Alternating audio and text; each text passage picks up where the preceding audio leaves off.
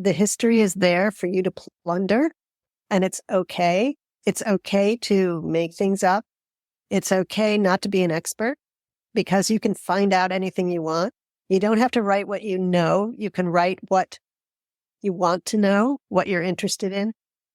I mean, it's all about curiosity and joy. Welcome to the Write It Scared podcast. I'm your host, Stacey Fraser, a formerly repressed creative soul turned fiction writer, story editor, and author accelerator certified fiction book coach. At Write It Scared, we tell the truth about why writing a novel is so hard by acknowledging that most writers grapple with two stories: the one they want to put on the page to the best of their ability, and the often subconscious internal story that prevents them from doing it. This show is designed to help you identify and rewrite the internal narrative holding you back while you discover and write the story you want to tell and learn all the tools to help you do that successfully. Join me each week for a new episode where we'll talk about writing to deepen our understanding of the craft and of ourselves as writers. Writing a novel is an inside job that we do not do alone. Welcome to Write It Scared. I'm glad you're here. Let's dive in. Hey, writer. Welcome back to another episode of the Write It Scared podcast. I'm your host, Stacey Fraser. Today, we're talking all about historical fiction. So if you want to learn the ins and outs of writing and publishing historical fiction from an expert, then this episode is for you. Today, I'm interviewing historical fiction author Susanne Dunlap because she is the perfect person for this topic. Susanne is the award-winning author of over a dozen historical novels, as well as an author accelerator certified book coach in fiction, nonfiction, and memoir. Her love of history began in academia with a PhD in music history from Yale. Her novel, The Portraitist, won first prize in its category in the 2022 Eric Hoffer Book Awards and was a finalist in the CIBA Goethe Awards and the Forward Indie Awards. And her new Regency romance novel titled The Dressmaker's Secret Earl will be published in April of this year. Today, Susanne lives, coaches, and writes in beautiful Bedford, Maine. Hi, Susanne. Thank you so much for coming on the podcast today. How are you? I'm good. Thank you so much for inviting me to be here. I love talking to you. Yeah, you're a delight. So I already gave you a bio, but if you wouldn't mind, would you please share a little bit more about your journey to becoming a writer and a writing mentor with our listeners? Okay. Well, as a writer of fiction, I was a late starter, but I've sort of been a writer all my life. I got interested in writing fiction when I finished my PhD in music history at Yale and couldn't get a job anywhere. And I had all these great stories from history that I just, I just didn't want to keep them to myself. And so I just started tinkering and trying to write a historical novel and somehow managed to succeed at that. Those were different days, I mean, my first book came out in 2005. So even though I'd been a writer all my life, I wrote advertising copy, I tinkered around trying to write things. I didn't actually settle down and really try to write a novel until I was 50 when that book came out. So I'm definitely a little bit of a late starter, but I figure that gave me time for all that life experience to wend its way through and everything like that. Yeah. And today, you're how many books into this career? Okay. Well, I have 14 published novels. I've published 6 of them traditionally and several hybrid and a few self. And so I've been down all the publishing routes. Well, since 2005, starting, being published at age 50, I don't think anybody can say that starting late has negatively impacted you. I think that's an inspiration to a lot of people. Well, I hope so, because that's one of the things I honestly, sincerely believe, that if you have a dream, it's never too late to go after it. Yeah. Yeah. All it takes is persistence and patience. Those are the things. And humility, and actually sort of not expecting things to go really quickly, not wanting to keep learning, all that sort of stuff. Yeah. Yeah. I follow Becca Syme. I don't know if you know who she is, but she's a great writing mentor. And she says a lot of times when we first get into writing, we jump in and we are at a sprint and we want the book published and what we don't realize is this is a marathon, and a very, very big piece of it, of the learning curve, is that learning. Yeah. And I always tell this story that the person who became my agent when I first submitted a manuscript to him when I was querying back in 2003, I think, or whatever, called me on the phone and basically told me that what I'd written wasn't a novel. And I'm like, okay. But he gave me all sorts of books to read and told me what and said, go away, work on it, resubmit it in 6 months and we'll see. But what he did was when I started reading, because I'd never taken a course, I didn't know how to write fiction. I had no idea what's about storytelling. I was a naturally good writer, and that sort of thing, but I really didn't know. It's not just about being a good writer. It's about understanding storytelling, understanding the psychology, the structure, that whole sort of thing. So as I started going into these resources that he recommended to me, I was going, oh, that's what he meant. And then I worked on it. When I came back with a revised manuscript, I guess he saw that it was improved enough to take me on. But I think I worked with him on it for another year at least. Wow. Before he thought it was ready to submit. And he did. And he got me a book contract in 2 weeks. Wow. That doesn't happen so often these days. Yeah. Yeah.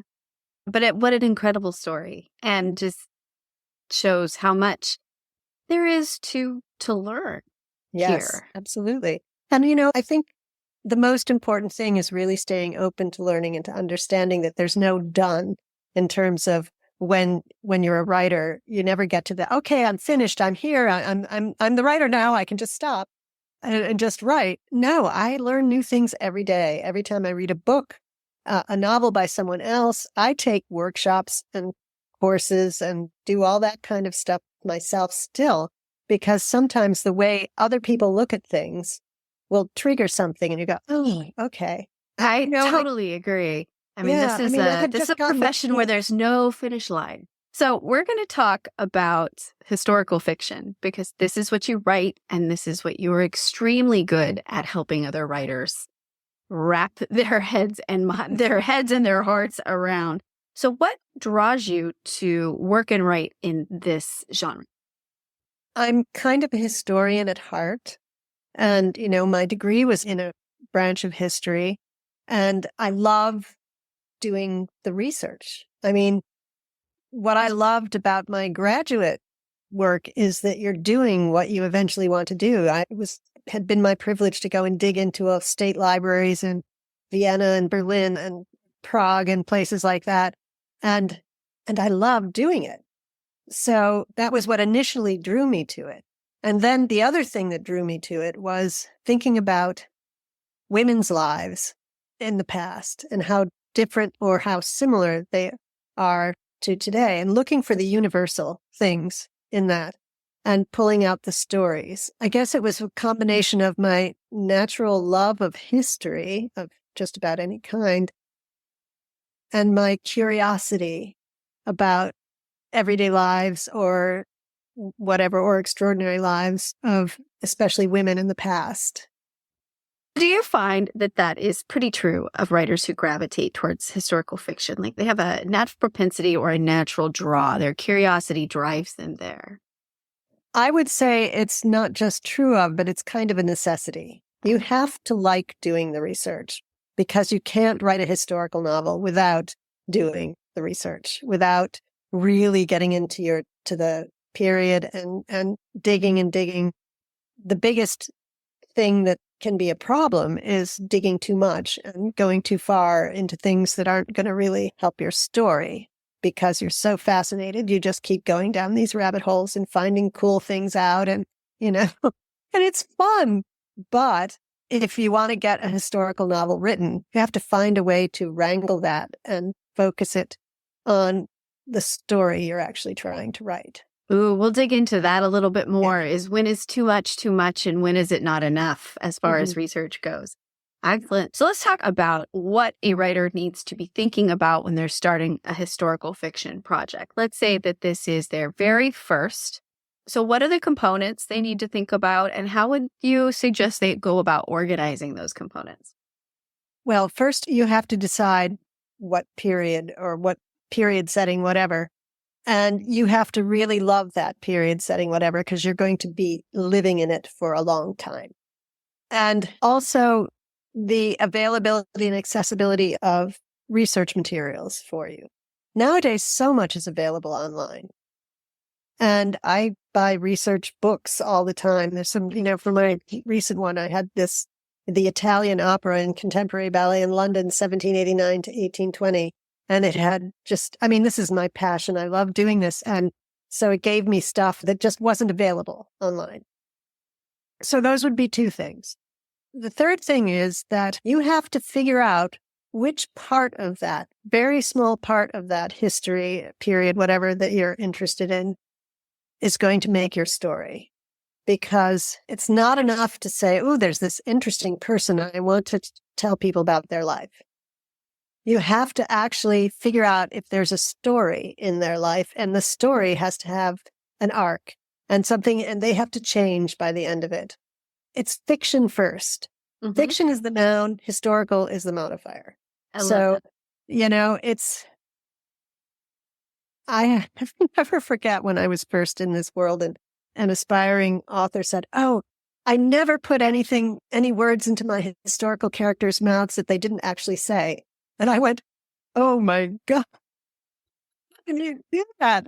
The thing is, as soon as you have them in a conversation, you're inventing things, because there's no way of knowing unless you're quoting a letter or something like that. The other thing to think about is to be aware of what you're willing to change, what you're willing to imagine in the history. And that goes into choosing your protagonist, which is one of my big things, which is, are you going to have a historical protagonist, do a biographical thing, or are you going to invent a protagonist? I've done both, and it depends on who you pick as a historical person, how easy or difficult it is to research or to find the arc or find the piece that's going to make the story you want to tell. And the story you want to tell isn't just about the history. It's got to make a bigger point. It's got to have the more universal thing. And it can be a love story. It can be whatever. It doesn't have to be an intensely important, big, major issue, but it has to be resonant to a modern reader as well. Yeah. And the other part of it that fascinates me is what a writer must have to do to get in the headspace of a person from a different era with different cultural and socioeconomic norms. That's where you have to do research around what you're writing, because you need to, read letters, say, to get a sense of how people communicated with each other. It's difficult, but it's easy to get it because they're still people like us. They still have the same passions, the same whatever. They just had a different universe or situation in which to live those passions through. So I personally feel like I've never had trouble doing that, really getting into the head of a historical character. And that may be because I had enough background knowledge about the period or whatever, or had done my research in such a way that I felt I could really be that character. I think that all that shows just how important the research piece of this is. And so we were talking about the things that a writer needs to think about, the time period, where and when is this going to take place, and why are they willing to sit in that space for an extended period of time? And then will they be drawing from a completely fictional protagonist, or will they be drawing from real life inspiration, or melding those two things together? Oh, yes. Well, the degree to which you do that, and that's something to decide as well. I have many fictional protagonists in settings where they interact with a lot of real history, where they're interacting with real historical characters, but they're not the protagonist. And how close or far away from your protagonist are those real historical characters will actually determine the kind of research you have to do.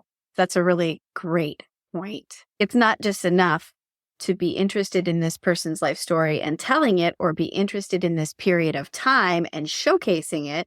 You have to be in there for a very specific moment, not just a moment, but arc of time that creates a change that will be universal in some way to a reader. where they can pick it up and they can experience this and step back and have a takeaway that speaks about the human experience. You have to understand how stories work. Something's going to have to change. You're going to have to put your character, your protagonist, through hell and back again. It can't all be going well for them.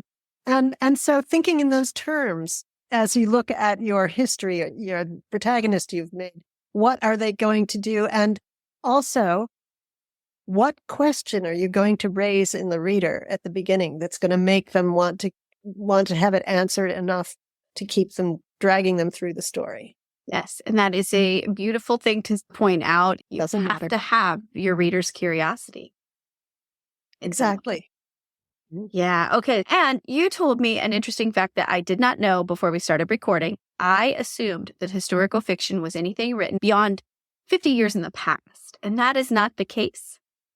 Yeah, now they say 25 years, and I'm not sure why we did that. But I mean, what that used to be, what I used to call that in my early days of writing, anything between 25 and 50 years was what I would call nostalgia fiction, you know? I've never even heard of that term before. Well, and it wasn't anything that was a marketing term. It was just something used among, people who wrote that sort of stuff. Okay, let's dig into talking about research. This is your wheelhouse. So what tips could you give on starting with research, avoiding getting stuck, knowing how much is too much and when you don't have enough?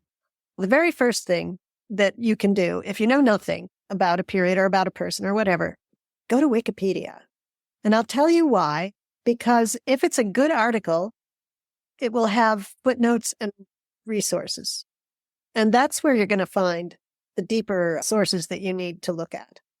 Also, I found that academics are very happy to share what they know with people as well. And depending on what you're doing, or if you can reach out to someone who's an expert in that period or who's taught about the figure that you're going to, even if you're not using that figure as your protagonist, but is going to feature in your story, often they'll be willing to talk to you, share things with you, whatever. And if they're not, they'll just say no. But generally they're pretty generous, and you get to know what you can trust and what you can't trust. Always double check if there's some outlandish bit of information, search in other places for it, especially with really famous people. There's a lot of apocryphal stuff out there. But it doesn't mean you can't use it if you need it for your story. Right. Because remember, we are talking fiction. Exactly. And readers don't want real life. They don't want real life. I know another wonderful writer who wants to write a historical novel based in a piece of her family's history. But every time I talk to her about it, she's like, what if I get it wrong? What if this isn't true? What if, and it's like, first of all, there are no history police. Second of all, your author's note, your historical note is your best friend. It's wonderful because you have to create the story that has to work as a story, which means you're going to change a few things, right? And I love reading those historical notes because I want to know what in this really happened and what did they make up? What did they have to change? Whatever. And so that's where you get to say all that stuff. That's a good tip. So you can kind of breathe a little easier then. What do you think of using AI as a collaborative research tool? I'm all for it, but you do have to double check things that seem a little bit suspicious. But I think that it's gotten to the point now where, I mean, what it's useful for me, is like finding lists of things or asking very specific questions. Things that if you ask them in a search engine, you get a whole list of results and you don't know which one is actually going to, because they're all the ones that are sponsored up at the top, you don't know which one is going to actually give you the information you want. So you can ask GPT or Claude AI, and they'll usually say, when I have asked something really specific, they say, and they don't know, they'll say, that's too specific for me. You're going to have to go here. They'll give you recommendations of where else to look for that information. Oh, interesting. Yeah. So it won't give you the detail you need necessarily, but it can point you in the right direction. Okay, so I think most historical fiction writers who are listening to this are like, okay, so when do I know when it's time to write my story? How do I know if I have enough? And when is it too much? When is my research becoming a problem? It's becoming a problem if it stops you from getting to the page, first of all. Okay? If you're just doing research because you're afraid to start writing the book, that's not a good thing. But how do you know? Oh. That's the trick. Yeah, I don't think you do know. I think what it is that I think you can't start writing too early, because I think you figure out as you start writing, you realize, oh, I don't know that. Oh, I need to know that. And so as you're writing, you're fueling what you need to research as well. And depending on how much you're into it, and I do this when I'm really on a roll in writing and I realize I've gotten to something I don't know, I just stick in a TK, you know? And then I can search it. Then I go and look for that information. Sometimes it changes what I wrote because I realized something was not possible because I had the wrong information or whatever. But I think it's more possible to get sucked into the research and do too much than it is to not do enough. Because as soon as you start writing, if you're thinking in those terms, as soon as you start writing your story, you're going to bump into things that you have to research. Does that make sense? I know it sounds like it's sort of just sounds like it's a very organic process. Mm-hmm. Like that, it's not like, I'm sure that there are writers that sit down and go, okay, I'm going to research everything I want to know for 3 months. And actually, I know writers that do this. Yeah, they sit down and they take 3 months to go down every rabbit trail, to go down every squirrel hole. And then they sit down and they start to write. And I know other writers who do it differently and they have a more research as I go process. Mm-hmm. So I'm sure it just depends. But what are red flags that you're in trouble? In terms of researching too much, you mean? Yeah. Or I would say that you just keep not writing, getting to the starting to the page. I think that's the red flag. Or you start being anxious about not knowing enough. That's a good one. At some point just to say, I know enough to get started. I don't know it all, but I know enough to get started. And even if you take 3 months, you're not going to know everything at the end of 3 months. Once you start writing, other things are going to come up, But as you say, it's a case of what works for you. But if you really want to write a historical novel, you have to put the words on the page. And same is true of any other genre too. So from the perspective of a book coach, are there any other struggles that a writer may have working in this genre that we haven't already touched on? I think it has a great potential for burnout because you're having to keep all these balls in the air and you're having to do the research and everything like that. It can be discouraging for some people. They start out all sort of gung-ho, oh, I'm going to write this. And then they get bogged down when they realize the extent of the job they're trying to do. And I can't immediately think of an easy way to get through that except the normal ways, which is breaking it down into smaller chunks and doing all that sort of thing. But I think because of the multi-layered task of writing historical fiction, that can happen. That said, if I set about to write a fantasy novel, that would happen to me because I could, I would just become overwhelmed with the kind of world building. Although you have to do world building in historical fiction too. I mean, it's definitely so. Yeah, I think that's the one we have. I talked about the fact that you have to find the arc. Finding that arc can be really hard. Getting lost. And biggest temptation that you have to avoid is info dumping. You've spent all this time researching this stuff and you find these absolutely amazing facts and you want your reader to know them. But unless they're really integral to your story and they matter to your protagonist and your story, cut them out because they're not going to help. They're not going to help you. Do you suggest that you try to wrangle that in your first draft, or do you leave that as a... I think it depends on the writer and how you approach your first draft. I always end up with info dumps in my first draft, because it's hard to avoid. And you don't always realize that you've done it until you go back and look at it again. And you went, oh, They don't need to know that, But I would say that's one of the biggest hazards, because if you love the history and you've spent all this time doing the research, you have to ask yourself, my exercise that I put in my course is take all of that stuff out and read it through without it. If something doesn't make sense because you don't have some of that information, put a tiny bit back in and keep doing that until you get to the right point where it makes sense to the reader without gumming up the prose because you've dumped all this information. I bet that is really a hard exercise. It is. I bet it is. Yes. Like squeezing someone's heart. Yeah. And also this is where editors play in too. Oh, absolutely. Right? Editors, Absolutely. beta readers. And that would be a good thing to be asking them, a beta reader. Yeah. Where did you lose interest? Where did you stop reading? Where did it bog down for you? Yes. Yes. My novel, The Portraitist, I had this chapter that I loved. And it was about the outdoor Exhibition de la Jeunesse, where my portraitist, who is famous as a teacher of art with her women students, takes them to this because they can just go. You can just go and set up your thing and you can be in the exhibition. And it's only every 2 years and it's only if the weather holds, because it's outdoors. And it's a fabulous scene. And I just had all this thing and I realized it just adds nothing to the story. It does not move the plot along. It does not deepen my character. I had to cut the entire chapter out.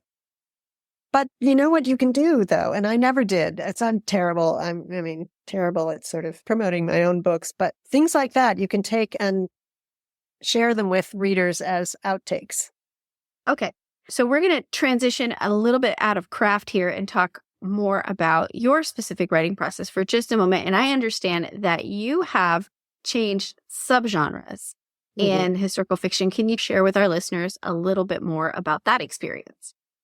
Okay, all of my published books are just historical fiction, regular historical fiction. A couple of them are on the biographical side, and I have 4 that are YA, which I suppose is kind of a subgenre of historical fiction. And I had started actually a multiple timeline manuscript that it's still there. I'm going to finish it someday. But I was getting bogged down in it and not looking forward to getting to work on it and that sort of thing. And I started listening to Georgette Heyer's historical romances just as a way to get my mind off of things. And I fell madly, madly in love with them. I listened to every single one. I had Georgette Heyer in my ear all the time, okay? And they've only just started being made into audiobooks in like 2021. I just loved being in that world. And I thought, I'm going to write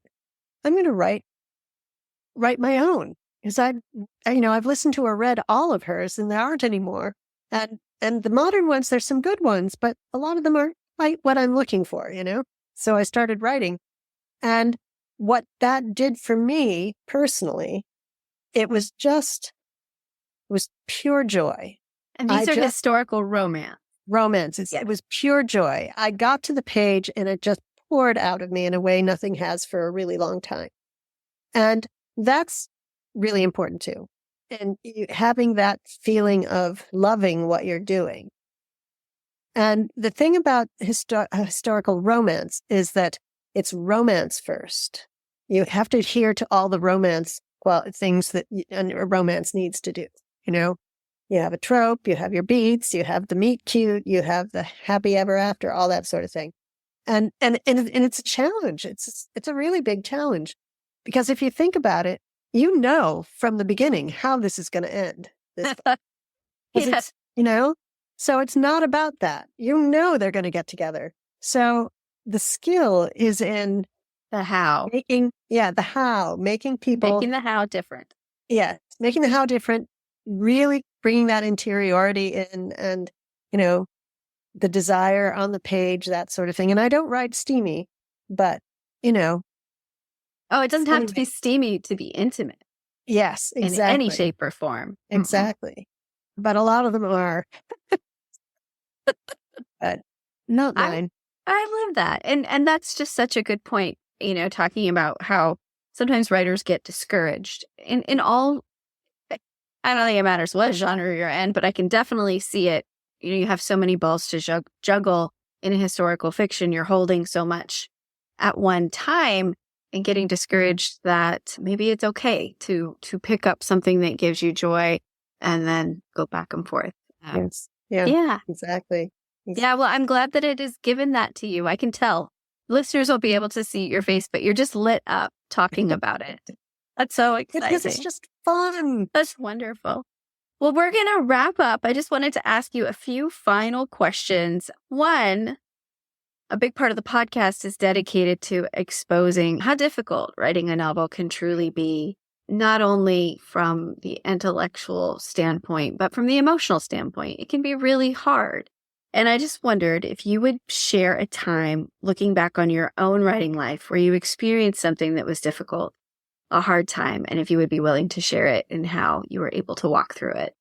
Sure. Well, I had my first novel published by Touchstone Books of Simon and Schuster, and they had the option on the second one. And I had given them a very sketchy kind of outline as to what that novel would be. And they say, okay, write that one. We want that one. So I set about trying to write it.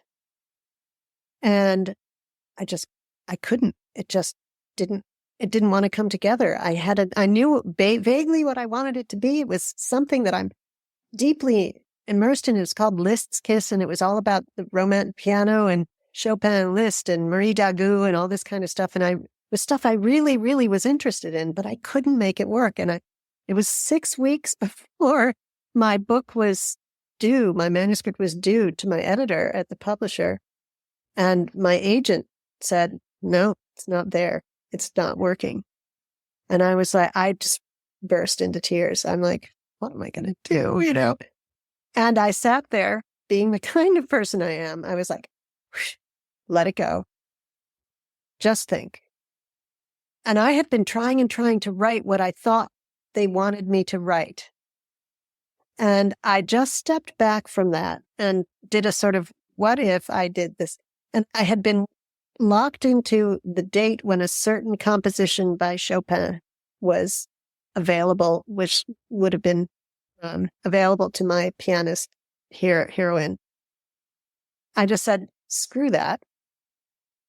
And I set it a year earlier so that it was during the cholera epidemic in Paris, which completely changed the stakes and made the story fall into place in a way it never could have in its original form. And I think I actually made my deadline. Wow. But I will never do that again. That to me was torture. Having this thing like, I have to write this book about X and not feeling free to not do that or change it or whatever. And it was intense and really awful. How have you avoided that situation moving forward? I've been less specific about what it is I was going to write so that I didn't get locked into like a plot or a storyline or something. It was just like, I'm going to write about Anastasia as a teenager. Got it. Then, that left it wide open. So that was it. And this can happen to you even if you don't have a publishing contract, even if you have this idea that you're going to write this book and this is what it's going to be like and you're going to do this. And you can easily discover or figure out that it's not going to work the way you imagined it. Right? And that's when you have to just step back, get off the page and just think about it and be willing to throw everything away or throw big chunks of it away and figure out how you can move forward in a way that's going to feel good, as opposed to just trying to beat down the doors of the story that you thought you wanted to write. That's really brave. It takes humility and bravery all wrapped into one to do that. And sometimes that happens when I have worked with writers who are, if they have outlined, they have done a bunch of work, and there comes a moment when they know it's right to move away from it. That's Yeah. really hard. That is Yeah. really, really hard. But it needn't be a case of abandoning it. It could be a case of just taking a break, or it could be a case of just shifting it to have a slightly different focus or something like that. Yeah. As I did in the case of Liz's Kiss. Yeah. Did you change the title? No, it was always going to be that title. It was always Because that gonna be was that going to title. happen in it. That central thing had to happen. But it was completely different. But not when. It didn't have to happen at a Yeah. that specific moment. Right Yeah. on. Well, thank you. Thank you for sharing that.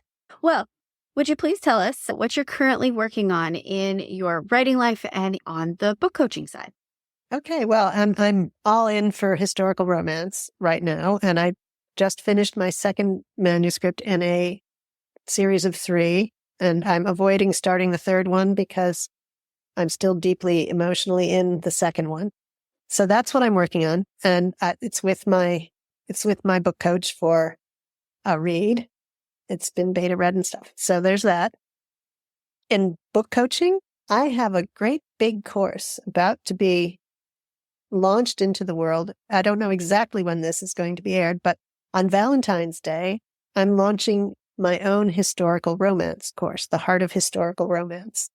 And will have everything I've learned, and I hope will convey the delight and joy that I have found in this whole process, because there's a lot of instructive things out there about writing romance, for sure.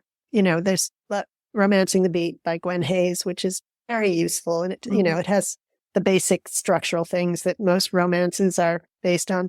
But as with historical fiction, there are some considerations in historical romance that when I look at those contemporary things, I think, no, I can't, no, my characters can't do that. No, there's no way that could happen, So with an eye to combining it with history, with what, say, your heroine could do at the time and what would be considered beyond the pale and that kind of thing, depending on the period you're working in. But so, yes, that's my big thing that I'm doing right now. I can tell you're so excited about it. I can just see it. So I can't wait for it. That'll be wonderful. And perfect time around Valentine's Day. Yeah. I will make sure that I include a link to that, as well as all of your other resources, into the show notes. Mm-hmm. And where can listeners find you? Well, I'm on Instagram at Susanne_Dunlap, and that's Suzanne with an S and Dunlap with an A.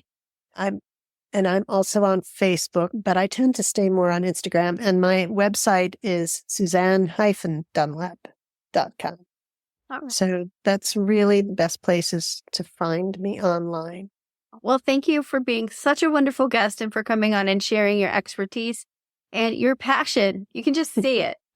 Love this. And anybody who is out there who is writing historical fiction and needs help, they should come your way. It truly is my passion, I have to say. So, and thank you so much for giving me the opportunity to talk about it. Thank you for listening to the Write It Scared podcast. If you enjoyed today's show, please make sure to hit the follow button so you never miss an episode. And please leave a review. Reviews help other writers like you find the voices and messages they need to hear to continue to write their stories. Let's lift each other up. Remember, you can be scared and still be unstoppable. I'll see you next week.